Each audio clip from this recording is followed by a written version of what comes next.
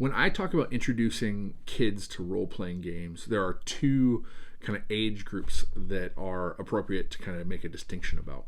The first is kind of middle schoolers, ages 10, 11, 12, 13, as they have already experienced a lot of media that gives them kind of that those heroic stories. They've read books, chapter books that introduce violence and pain and loss. They play games where there's competition and winners and losers, and they can more wholly kind of handle and navigate some of those aspects.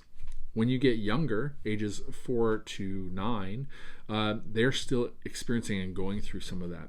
The difference between reality and play are not quite as clear, and feelings and emotions can be just as strong between those.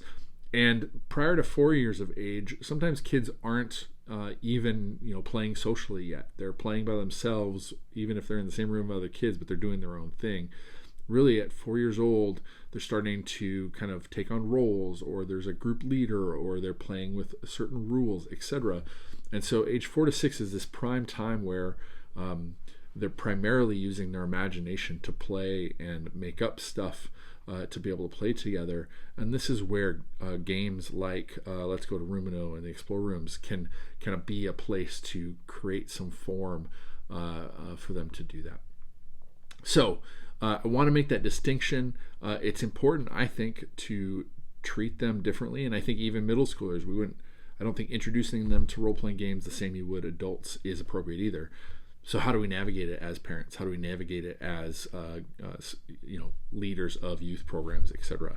So I hope you'll join me as I continue this conversation and talking about introducing kids to role-playing games.